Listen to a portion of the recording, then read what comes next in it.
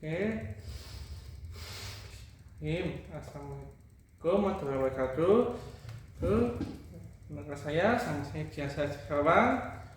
Oke, panggil saya Kadia atau bisa atau Mas Dias ya. Atau bisa saya Dias. Oke, kali ini saya akan membahas kata Idul Adha, episode ke-14, JS Info episode ke-14 ya. Oke. Kali ini saya akan bahas kata Idul Adha. Kita bahas ya. Oh ya, sebelum saya bahas ini, tolong subscribe dulu channel Jasa Sejarawan dan jangan lupa like channelnya biar aku biar kalian tahu apa episode selanjutnya dan setelahnya. Sebelumnya dan setelahnya, oke? Biar kalian muter. Oke. Kak. Oh iya. Ya sekarang aku untuk kali ini minta maaf ya karena sudah telat bikin video sama upload video dan juga upload videonya ya. Oke. Ini seharusnya sih tepat saatnya sebelumnya itu tapi belum karena mungkin ada masalah sendiri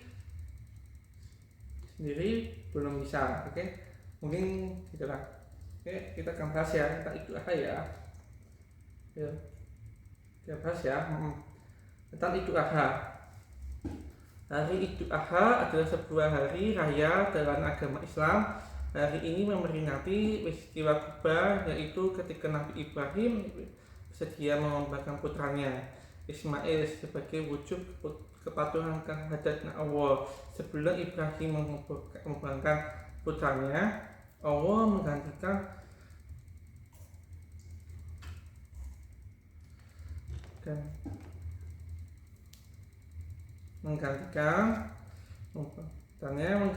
Ismail dengan domba. Untuk memperingati kejadian ini, hewan ternak disembelih sebagai kurban setiap tahun.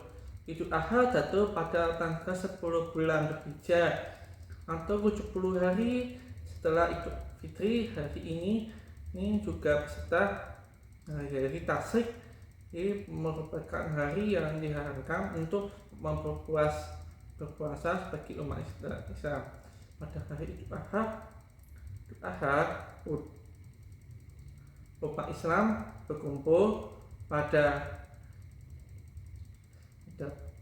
pagi hari dan melakukan sholat Id bersama-sama di tanah lapang atau di masjid.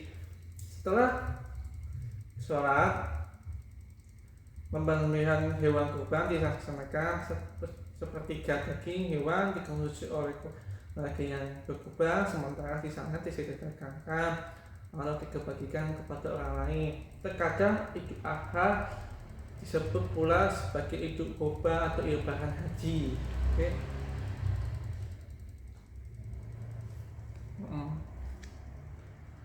Latar belakang, salah satu ujian utama dalam hidup Ibrahim adalah menerima perintah Allah untuk mengorbankan putra kesayangannya.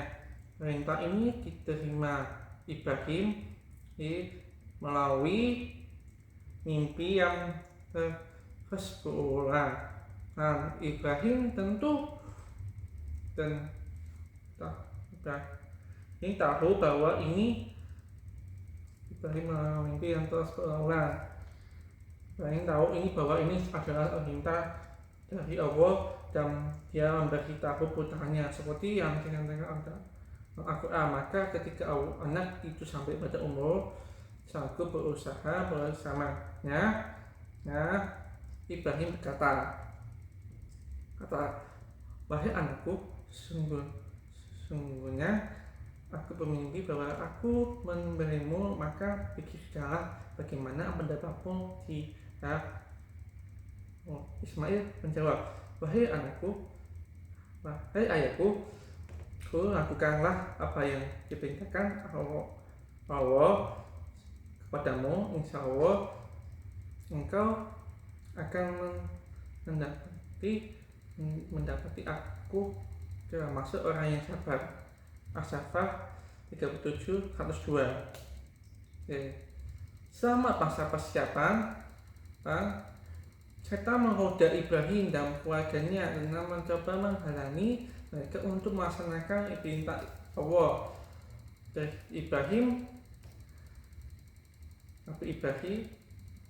itu kemudian mengusir setan dengan melempar kerikil ke arahnya untuk menolakkan mereka, dan pada saat setan batu-batu dilemparkan dalam lompatan sebuah dalam ibadah haji.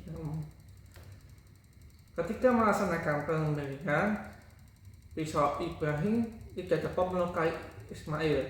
Allah kemudian menggantikan Ismail dengan seekor hewan pilihan. Maka ketika keduanya telah berserah diri dan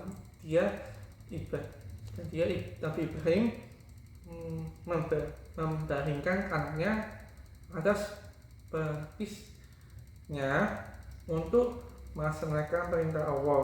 Lalu kami panggil dia, wahai Ibrahim, sungguh engkau telah menggunakan mimpi itu. Sungguh demikianlah kami memberi balasan kepada orang yang berbuat baik. Sesungguhnya ini benar-benar suatu ujian yang nyata, dan kami tebus anak itu dengan seekor sembelihan yang benar. As-Saffat surah ke-37 ayat 103 sampai 110. Hilal. Ada perhitungannya nih. Kan Hijriah didasarkan pada evolusi bulan. Ini bumi, dan awal setiap bulan diciptakan kan saat terjadinya hilal. Bulan Sabi metode penentuan saat terjadinya hilal yang digunakan saat ini adalah metode penghilatan dengan mata telanjang, dikenal dengan istilah ruqyah, serta menggunakan metode perhitungan astronomi dikenal dengan istilah hisab. Persatuan Islam Persis dan Majelis Ulama Indonesia MUI menggunakan kombinasi hisab dan ruqyah untuk menentukan hilal. Nahdlatul Ulama serta Kementerian Agama Indonesia selaku pemerintah RI menggunakan metode ruqyah yaitu hilal, sementara Muhammadiyah menggunakan hisab hakiki wa wujudul hilal sebagai dasar menentukan hilal.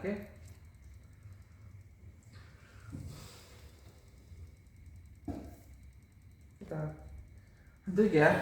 Nah, penempatan hari Idul Adha disamakan ketika ibadah haji sedang berlangsung.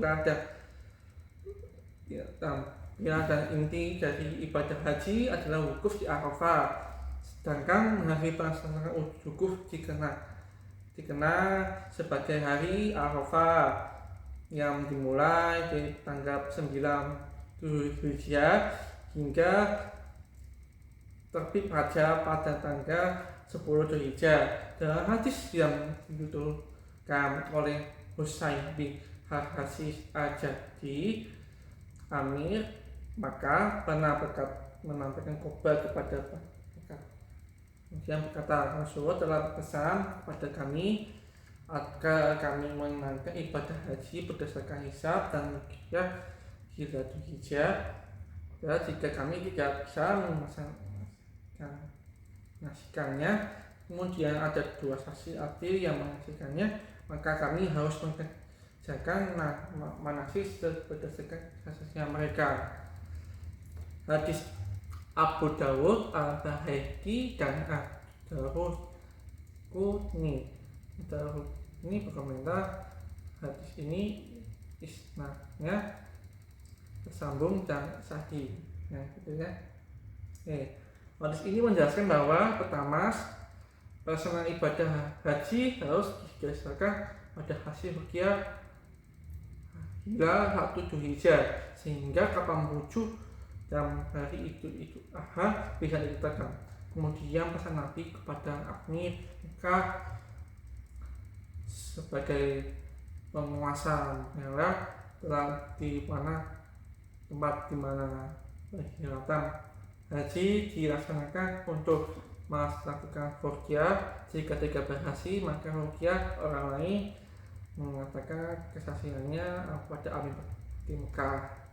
Oke, kita lanjut ya. Itu aha dalam kalender Masehi.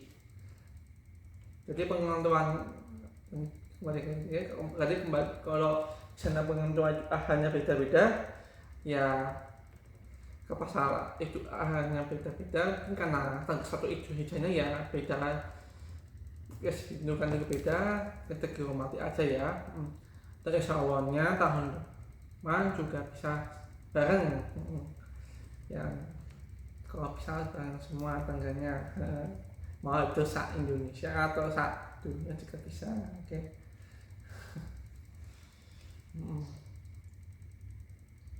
Oke, lanjut ya. Itu kalender Masehi. Oke. Dalam kalender Hijriah, pengetapatan hari Idul Adha selalu sama setiap tahunnya. Hal ini berbeda dalam kalender Masehi yang selalu berubah dari tahun ke tahun. Dalam kalender Hijriah, penempatan hari telah berdasarkan fase bulan kalender Chandra, sedangkan kalender Masehi berdasarkan fase bumi, matahari, kalender surya berdasarkan perbedaan. Inilah yang menyebabkan penempatan hari Idul Adha selalu berubah di dalam kalender Masehi. Ini terjadi pada perubahan 11 hari lebih awal setiap tahunnya. Maaf ya kali ya, saya kayak pusing. Sebentar. Oke, pertemuan fase Tuhan sebelumnya Idul Adha, Tarwiyah, dan Arafah. Nah, bagi yang kalau sempat puasa Arafah itu bagus, tapi kalau nggak sempat sehingga Tarwiyah sama Arafah sempat bagus. Kan salah satunya juga bagus sih, gak apa-apa juga sih kalau bagus ya, kan sunnah juga. Tapi kalau misalnya tidak melakukan keduanya atau gak apa-apa juga karena kan sunnah juga, tapi ya jangan merasakan manfaatnya juga sih. Berarti kan namanya sunnah ya. Nah, tapi kalau laksanakan ini kan dapat manfaatnya. Jika kalau tidak melaksanakannya ya gak apa-apa, kami gak mati manfaatnya. Oke, pasalnya. Oke, umat Islam dianjurkan untuk menaikkan puasa 2 hari sebelum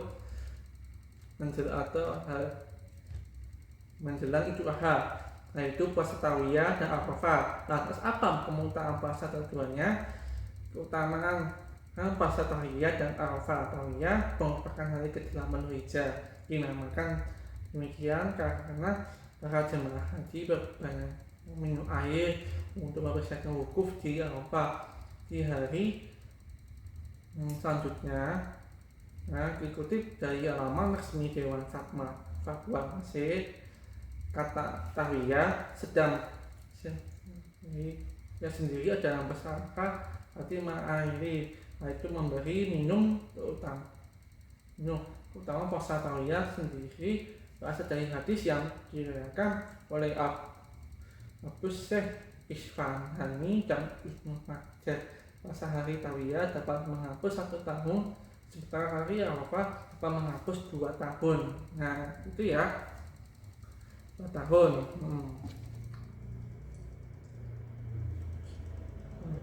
Jadi kalau kalau kita lain menggunakan dua-duanya 3 tahun ya.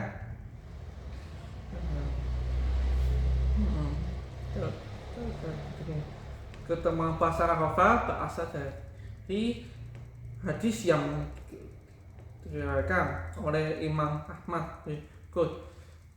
Puasa hari Arafah dapat menghapuskan dosa 1 tahun yang lalu dan 1 tahun yang akan datang.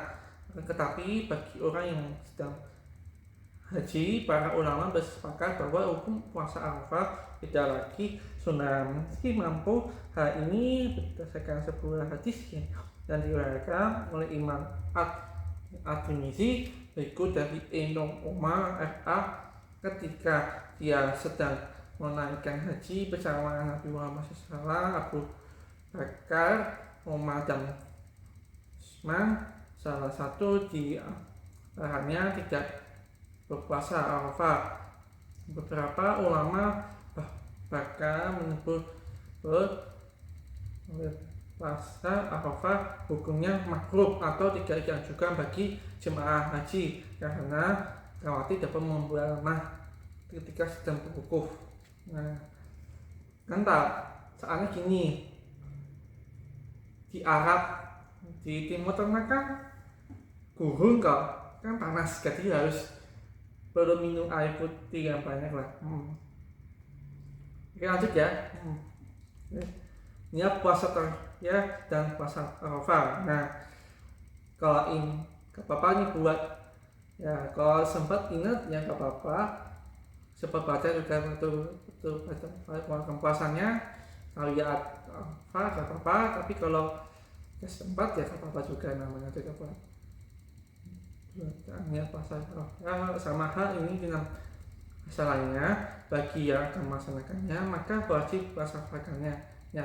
Begitu juga dengan puasa Tarwiyah dan Arafah, membaca niat menjadi salah satu syaratnya. Berikut ini niat puasa Tarwiyah dan puasa Arafah. Bacaan niat puasa Tarwiyah, nawaitu shauma tarwiyatah sunatan ilahi ta'ala. Saya ingat puasa sunnah Tarwiyah karena Allah Ta'ala. Bacaan niat puasa Arafah, nawaitu shauma Arafah sunatan lillahi ta'ala. Nah, saya ingat puasa sunnah Arafah karena Allah Ta'ala. Oke, gitu ya. Oke, kalam kegiatan di hari itu apa? Oke, nanti niatnya juga ini lagi ya. Kegiatan tuh kegiatan itu seperti berikut: takbiran, sa'i, kubah tentang itu bendera hewan kurban, pembagian daging hewan kurban. Oke, setelah itu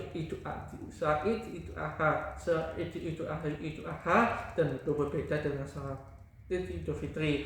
Itu karena sebelum salat di hari Idul Adha dilarang sarapan, sementara salat Idul Fitri umat Islam disarankan untuk sarapan terlebih dahulu. Bacaan niat salat Idul Adha berbeda dengan niat saat imamah waktu pada umumnya. Begitu pula dengan tata cara saat sholatnya, sehingga umat muslim harus memperhatikan dengan sesama. Niat sholat Idul Adha untuk imam, niat usolli sunatan li Idul Adha berarti imam ilahi ta'ala. Aku berniat sholat Idul Adha 2 rakaat sebagai makmum karena Allah Ta'ala. Nah, sholat Idul Adha berjamaah makmum. Nah, usolli rakaat ini sunatan Idul Adha makmuman lillahi ta'ala.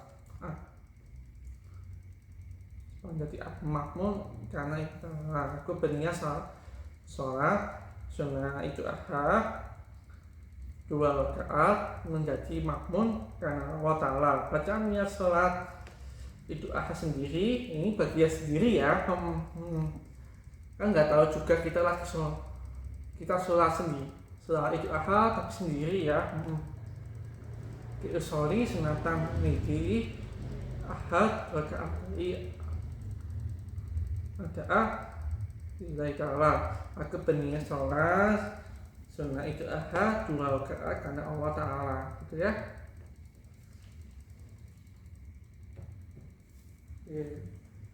Kita lanjut ya.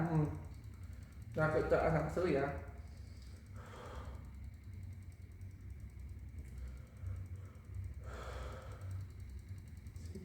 Ya, lanjut ya. Tata cara sholat duha, 4 dan sholat duha, tetapi ikrar seperti sholat fardu, lanjutkan dengan kita membaca doa iftitah subhanallah wa hamdulillah wala ilaha illallah.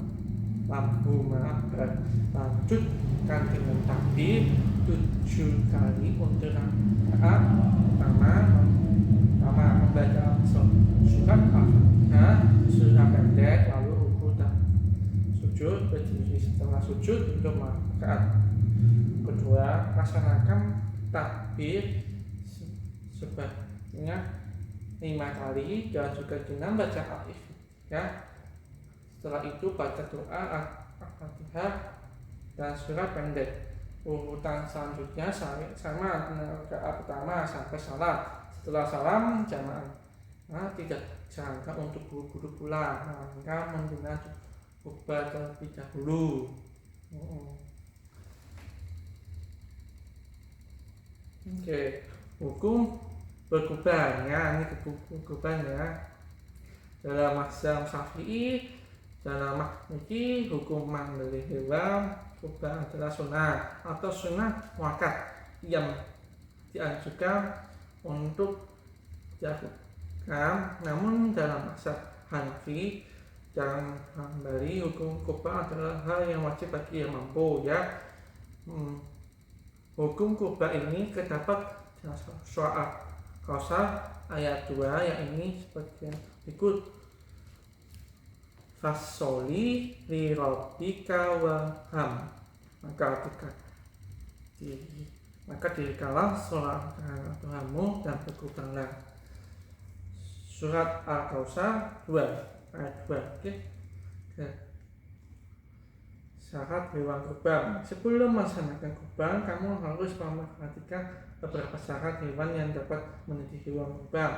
Berikut ini syarat-syaratnya. Hewan kurban merupakan jenis hewan ternak seperti sapi, kerbau, domba, kambing, atau unta, ya. Atau hewan lainnya juga bisa ya.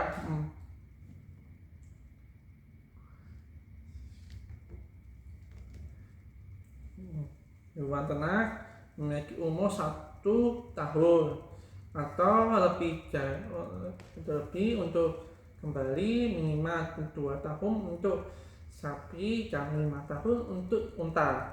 Kondisi hewan ternak wajib sehat karena hewan kurban memiliki sendiri atau bisa juga rombongan. Hewan rombongan sapi atau kerbau adalah maksimal 7 orang, sedangkan hewan rombongan unta maksimal 10 orang untuk 1 orang, untuk 1 ekor, oke?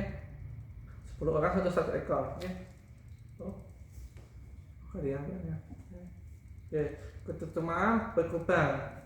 Sedangkan kurban memiliki beberapa keutamaan yang baik dalam Islam.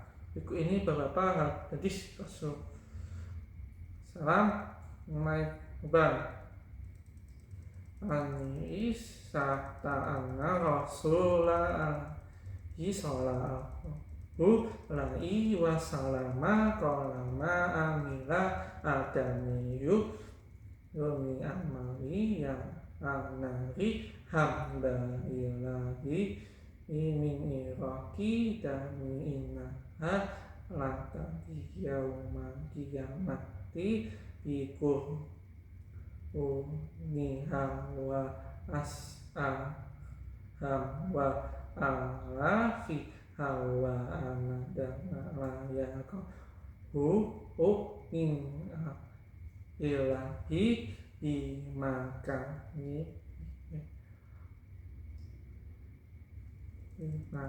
kami ya kami adi fasti bumi hanasa. Artinya Aisyah menuntutkan dari Rasulullah SAW bahwa beliau bersabda, tidak ada suatu amalan yang dikerjakan Adam anak Adam manusia pada hari raya Idul Adha yang lebih dicintai oleh Allah dan dari sebagian hewan, karena hewan itu akan datang pada hari kiamat dengan tanduk-tanduknya, berbulu-bulunya dan kuku-kuku kakinya, dan darah hewan itu akan sampai di sisi Allah sebelum menetes ke tanah. Karena lapangkanlah jiwamu untuk melakukannya. Hadis Hasan riwayat At-Tirmizi 1413 dan Ibnu Majah 3117 diriwayatkan dari Abu Hurairah. Rasulullah bersabda, siapa yang memiliki kemampuan untuk berkurban tetapi ia tidak mau berkurban, maka sekali-sekali janganlah ia mendekati tempat sholat kami. Ini buat yang sudah menikah orang yang baik aja ya, menikah sempat kurban tapi bukan saja. Hadis Ahmad yang ingin baca. Hari Tasyrik merupakan hari raya umat Islam yang jatuh pada setelah Idul Adha, yaitu hari ke-11, 12, dan 13 pada bulan Idul Hijjah. Menurut kalender Islam, pada hari tersebut jamaah yang menunaikan ibadah haji sedang ada di Mina. Pada tanggal tersebut para jamaah haji melempar jumroh. Hari Tasyrik merupakan salah satu hari di mana umat Islam dilarang berpuasa, karena pada hari Tasyrik ini adalah hari untuk makan dan minum. Hadis Tabrani, hadis Tasyrik menurut ajaran Islam adalah hari berzikir. Beberapa zikir yang dianjurkan oleh ajaran Islam pada hari Tasyrik yaitu berzikir kepada Allah dan dengan bertakbir setelah menaikkan sholat wajib. Perbuatan ini disarankan hingga akhir hari Tasyrik. Hal ini diungkapkan dari Umar, Ali, dan Ibnu Abbas membaca tasmiyah, bismillah, dan ketika memberikan uang kurban, berzikir dan memuji Allah ketika makan dan minum, yaitu dengan cara membaca basmalah dan mengakhirinya dengan alhamdulillah. Berzikir dengan takbir ketika melempar jumroh pada hari Tasyrik bagi mereka melaksanakan ibadah haji. Pada saat Idul Adha dan hari Tasyrik untuk muslim tidak boleh berpuasa. Larangan tersebut sebagian tersebut dalam hadis riwayat Abu Sa'id Al-Khudri yang mengatakan Nabi sallallahu alaihi wasallam anas-shahim yang min fihi wa amri. Nabi salam melarang berpuasa pada hari raya Fitri dan kurban Idul Adha. Hadis Al-Bukhari dan Muslim. Hadis tersebut sangat jelas menggambarkan bahwa pada hari Idul Adha dan 3 hari setelahnya juga dengan hari Tasyrik hari dia akan berpuasa, karena hewan pada hari-hari tersebut masih disunahkan untuk membeli hewan kurban, dan otomatis umat Islam seluruh baik yang kaya dan miskin akan mengangkat hewan kurban tersebut. Jadi ya gini ya, hewan kurban itu sholat Id tetap bisa saat kita di hari Idul Adha, tapi pembelian kurban itu bisa di hari setelahnya, atau bisa juga hari ini juga bisa. Jadi hari Idul Adha juga bisa, saat juga dari setelah Idul Adha juga bisa. Jadi atau masih misalnya kurban dimasak itu banyak sampai gak sempat hari itu akhirnya ya berarti bisa besok, bisa saja setelahnya, pembagian dagingnya juga bisa setelahnya. Jadi maka kata kasih juga. Oke, untuk ya. Oke, mana itu hari ini maaf ya, maaf itu hari raya itu harus dimaknai sebagai pesan simbolik yang mengandung pelajaran berikut makna itu dalam kehidupan sehari-hari, yaitu meningkatkan takwa, menghormati orang tua, berbagi dengan sama, terus menjalani silaturahmi dengan kita, saling peduli satu sama lain, saling bertoleransi sesama kita, memupuk rasa empati, saling toleransi ya. Jadi kisahnya tanggalnya beda, keterhubungan dengan bayi atau yang dapat ya tidak saling bertengkar karena dapat itu terus sampai usul-usul itu nggak baik juga. Oke, lanjut ya. Oke, dan ini kesimpulannya hari Idul Adha adalah sebuah hari raya agama Islam untuk memperingati hari Idul Adha, hewan ternak sebagai kurban setiap tahun. Idul Adha jatuh pada tanggal 10 bulan Dzulhijjah atau 70 hari setelah Idul Fitri. Hari ini juga beserta hari Tasyrik merupakan hari yang diharamkan untuk berpuasa bagi umat Islam. Rangka untuk merayakan Idul Adha bisa berbeda-beda, akan tetapi kita tidak boleh bertengkar karena ujung masalah tanggal Idul Adha yang berbeda-beda. Dan untuk merayakan hari Idul Adha cukup dengan bertakbir di masjid, sholat Id, berbagikan daging kurban, bersilaturahim ke orang sekitar dan makan bersama-sama dalam merasakan hewan yang sudah disembelih, dan bisa dilakukan dengan protokol kesehatan dan tidak membuat orang-orang lain tersinggung. Dengan begitu kita semua bisa merasakan hari Idul Adha dengan baik. Nah, itu ya.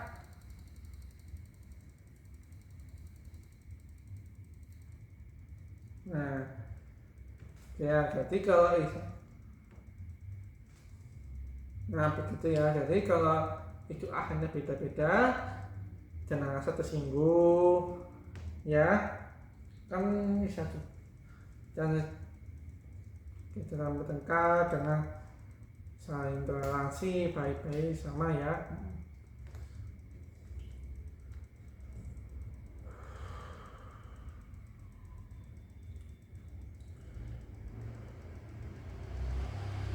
Saya kali ini gugup ya, kali ini gugup banget.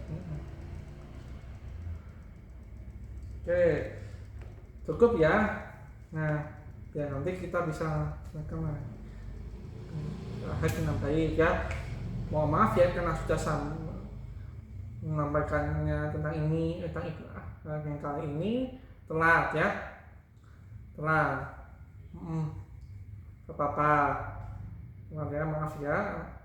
Saya minta maaf ya. Nih ya. Oh iya. Ya, jika kalian suka, silakan like dan share dan dibagikan ke sosial media, bisa WhatsApp atau Facebook atau terserah, yang penting sosial media ya. Oke, kali ini jika ada kesalahan mohon dimaafkan ya. Jika ada kesalahan mohon dimaafkan ya, mau itu dari bikin video kok lama isinya, terus penjelasannya kok lama, atau uploadnya juga lama, atau editnya juga, atau bikinnya juga lama, atau salah saya mengucapkan pas membahas sesuatu, membahas kali ini, mohon dimaafkan saja ya, karena ya siapa tahu suatu saat nanti saya bisa membalikannya dengan lebih baik lagi. Oke, saya tutup video ini dengan kata ini, alhamdulillah, ini assalamualaikum warahmatullahi wabarakatuh.